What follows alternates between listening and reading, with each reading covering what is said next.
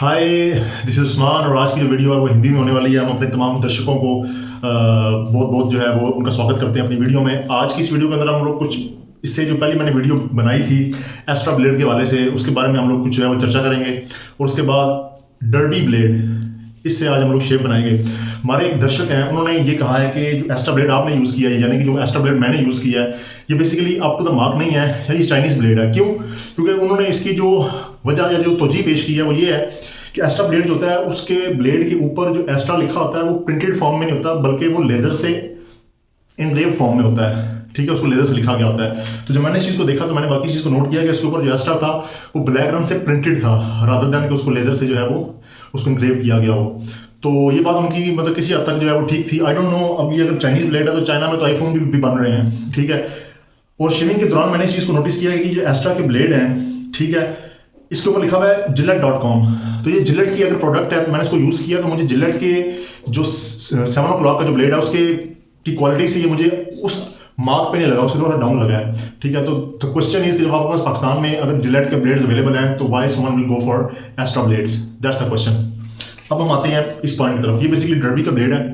ठीक है, ये भी हमारे एक दर्शक हैं, उन्होंने हमें ये जो है वो गिफ्ट किया था और उन्होंने हमें ये भेजा था। तो मैंने कहा कि उन्हें इसको जो है वो रिव्यू किया जाए। बेसिकली उन्होंने भेजा मिस किया था कि हम लोग इसको देखें और इसको रिव्यू करें। इसको लिखा हुआ है डर्बी एक्स्ट्रा 10 ब्लेड्स और स्टेनलेस स्टील रेजर ब्लेड्स। अच्छा, और इसके पीछे भी कुछ नहीं लिखा हुआ और मतलब कहीं भी कुछ नहीं है इसके बारे में, किसी किस्म की कोई जानकारी नहीं दी गई। अभी हम इसको ओपन करते हैं और ओपन करके देखते हैं। वैसे जो मैंने चीज़ नोट की, इसकी जो पैकेजिंग है ना, ये बिल्कुल फीदर ब्लेड जो है उस तरह की है। व्हाट इट मीन्स, अगर इसको हम करते हैं ओपन तो इसके ऊपर जो बेसिकली ये स्लाइडिंग मैकेनिज्म है, it same as those blades. अच्छा, ये ऊपर से हट गया, बैक से यूं है, फ्रंट से यूं है। ठीक है, और इसके अंदर मैं दोबारा से जब इसको स्लाइड करूँगा यूं करके तो इसमें से ये ब्लेड निकलेगा। ठीक है, तो ये हमने इसमें से एक डर्बी का ब्लेड निकाल लिया है। और इसके वाले से इसके ऊपर कुछ लिखा हुआ नहीं है कि ये मेड इन कहाँ पे है और इसकी मैन्युफैक्चरिंग का क्या हिसाब किताब है। इसको देखा जाए तो इसके ऊपर भी जो डर्बी लिखा हुआ है ना, दैट इज प्रिंटेड, नॉट उससे जो लेजर से नहीं किया गया, इट जस्ट प्रिंटेड। तो आए आज की शेव स्टार्ट करते हैं। आज की शेविंग में मैं जो शेविंग क्रीम यूज़ कर रहा हूँ that's from Gillette and that's lime, और एज यूजुअल माई डबल सेफ्टी रेजर। इसके अंदर हम लोग डर्बी का जो है वो ब्लेड डालेंगे और उसके बाद मैं अपना as usual shaving brush use करूँगा। So let's start the shaving process.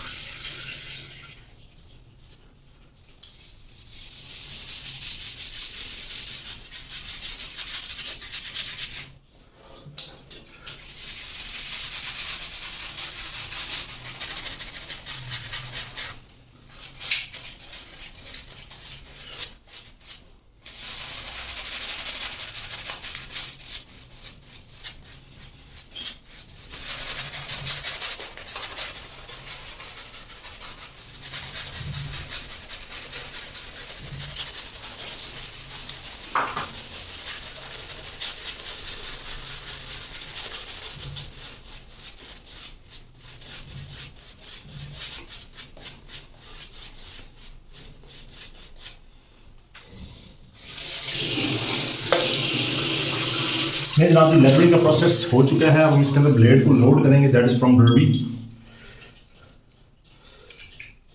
और इसकी आज जो है शॉर्पनेस चेक करते हैं। ब्लेड काफ़ी जो है वो है फ्लेक्सिबल है, as you can see, very very soft, very very flexible. Treet platinum की याद आ गई। हाँ, आज शेविंग के दौरान हम कुछ पॉलिटिकल डिस्कशन करेंगे। अच्छा, ब्लेड की रिवील बहुत ज़्यादा है। व्हाट इट मीन्स कि ब्लेड काफ़ी चौड़ा है, इसकी थिकनेस काफ़ी ज़्यादा है, क्योंकि ब्लेड काफ़ी ज़्यादा शो हो रहा है।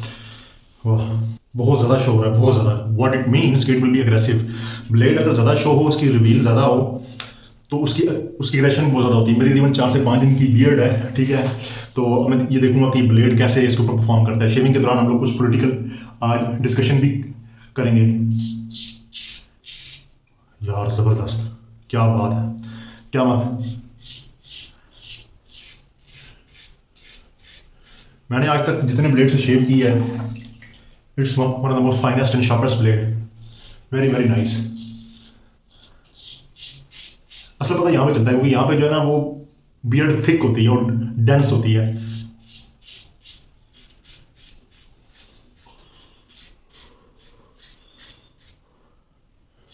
नॉट बैड एट ऑल, बहुत ज़्यादा शार्प ब्लेड है, बहुत अग्रेसिव है।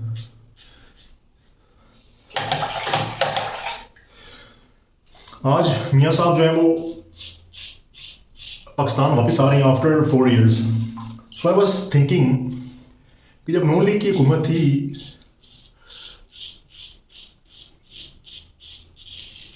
तो हुकूमत का काम बेसिकली मैनेजमेंट और कंट्रोलिंग होता है, ये उनका मेन एक पर्पस होता है।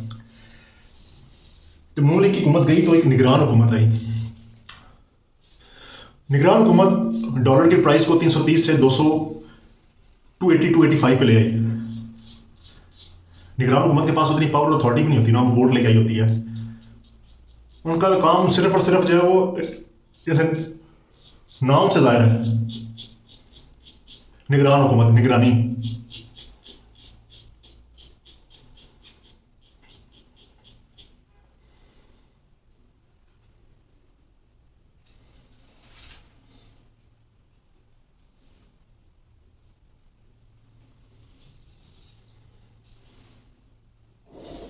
नाक के ऊपर कट लग गया।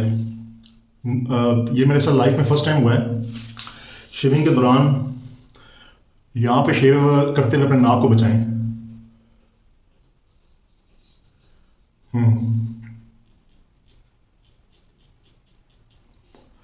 तो हमारी बात ये हो रही थी कि निगरान हुकूमत का काम था निगरानी करना।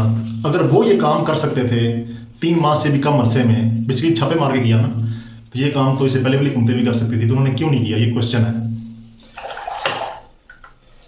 Let's move to the second task. Shave करते हुए बातें करने से भी गुरेज करें, क्योंकि बातें करने से आपका ध्यान जो है वो डाइवर्ट होता है,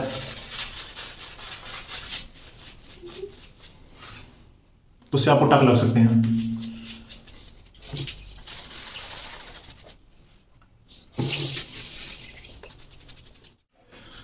let's move to the second page, जो कि हम क्रॉस द ग्रेन करेंगे।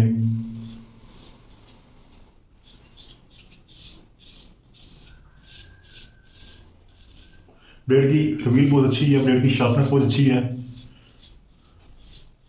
अच्छा, एक चीज मैंने और नोट की है, जब ब्लेड आपकी जो ब्लेड की ऊपर की और नीचे की जो रिवील होती है ये बहुत डेंजरस होती है, क्योंकि ये सेफ्टी रेजर से थोड़ी सी बाहर निकली होती है। मुझे बेसिकली ये जो यहाँ पे टक लगा है ये इसकी वजह से लगा है।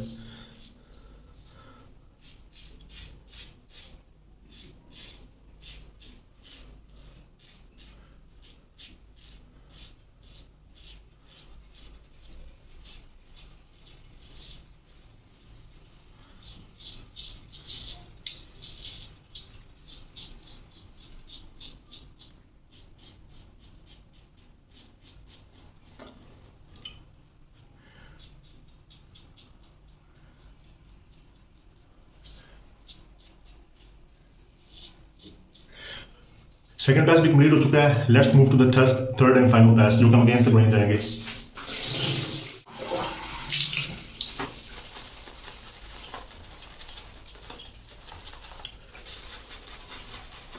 फिर पाकिस्तानी हुकूमत ने जो अफगान बाशिंदे नागरिक यहाँ पे रह रहे थे, जिनकी नागरिकता पाकिस्तान की नहीं थी, उनको भी कहा कि आप यहाँ से जा सकते हैं। तो इन्होंने बेसिकली उनको एक्सपेल किया। द क्वेश्चन इज, ये काम इससे पहले हुकूमतों ने क्यों नहीं किया? अगर वो ये समझते थे कि ये पाकिस्तान के लिए ठीक नहीं है, ये ख्याल निगरान हुकूमत को क्यों आया? डॉलर की कीमत को भी छापे मार के निगरान हुकूमत ने कंट्रोल किया, अफगानियों को भी निगरान हुकूमत ने ही निकाला, ठीक है। तो सब जब सारे काम जो थे करने वाले वो निगरान हुकूमत ने किए हैं, फिर ये जो वोट लेके आते हैं ये क्यों आते हैं? अच्छा, ऑनेस्टली स्पीकिंग सेकंड पास में इस हद तक बीएड खत्म हो चुकी है कि मुझे थर्ड पास में किसी किस्म के ग्रेन फील ही नहीं हो रहा। जो मैंने इससे पहले मतलब कभी किसी और ब्लेड को यूज करते हुए ये चीज एक्सपीरियंस नहीं की।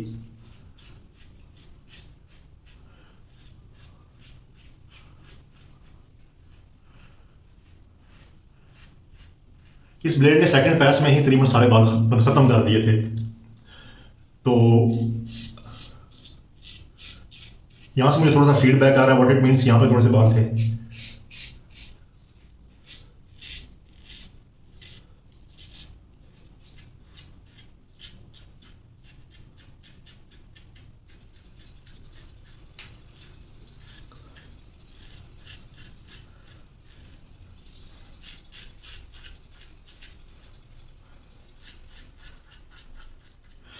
So ladies and gentleman, third pass भी कंप्लीट हो चुका है। मेरी ब्लीडिंग काफ़ी हद तक रुक चुकी है नाक के पास से, एज यू कैन सी। यहाँ पे मैं आपको एक चीज़ बताना चाहूँगा। जो एक्सपीरियंस्ड शेवर है ना, एक्सपीरियंस्ड शेवर, वो क्या करते हैं, वो कैंची लेके इस ब्लेड की जो ऊपर वाला हिस्सा होता है इसको भी काट देते हैं और फिर इससे नीचे वाले हिस्से को भी काट देते हैं। क्यों वो इस तरह क्यों करते हैं? उनका आर्गूमेंट ये है कि ये जो सेफ्टी है इसमें इस साइड और इस साइड पे तो रिवील होनी चाहिए, ऊपर और नीचे नहीं होनी चाहिए, क्योंकि मैं इसकी जरूरत नहीं है। और शेविंग के दौरान ये चीज़ कट लगाती है। बाल का इसको पकड़ते हैं खोलने के लिए तो आपका हाथ जख्मी हो जाता है। तो मुझे भी चाहिए था कि मैं भी ये काम धक्का देता था कि मुझे यहाँ पे कटना लगता। बाल ये लग गया, जो होना था वो हो गया। शेव करते हुए जो है वो मतलब फुल फोकस के साथ, सुकून के साथ शेव करें। अगर आप गैर ज़रूरी अपना ध्यान आगे पीछे कर लेंगे तो उससे भी टक लगने के चांसेस होते हैं। जल्दबाजी में शेव कीजिए, उससे भी काम खराब होता है। अब मैं आपको दिखाता हूँ। No audio feedback. ब्लेड की रिवील बहुत अच्छी थी। शेव उसने 2 पैसेज में ही ऑलमोस्ट सारी की सारी खत्म कर दी थी। मुझे ऐसा फील हो रहा था जैसे मैं जिलेट प्रो ग्लाइड से शेव कर रहा हूँ। प्रो ग्लाइड के अंदर 5 ब्लेड्स होते हैं, तो आपको 1 पैस में ही आपके सारे के सारे बाल खत्म हो जाते हैं। तो उनके बाल स्किन से इस तरफ की तरफ होते हैं, नीचे की तरफ, तो समटाइम आपको साइड से उनको काटना पड़ता है, ठीक है। बट इसने 2 पैसेज में मेरे सारे बाल काट दिए हैं, तो मैं तो इससे रियली इंप्रेस हूँ। Very very nice performance. Blade चौड़ा है, इसकी रिवील अच्छी है, ब्लेड शार्प बहुत ज़्यादा है। मेरी 5 दिन की बियर्ड थी और उसने ऐसे काटी मुझे पता भी नहीं चला। सो मैं तो उसको 10 आउट ऑफ 10 दूंगा। मैंने ऐसा ब्लेड नहीं यूज़ किया इससे पहले। सो उम्मीद करता हूँ कि आज की वीडियो आपको अच्छी लगी होगी। Thanks for watching, have a nice day, bye bye.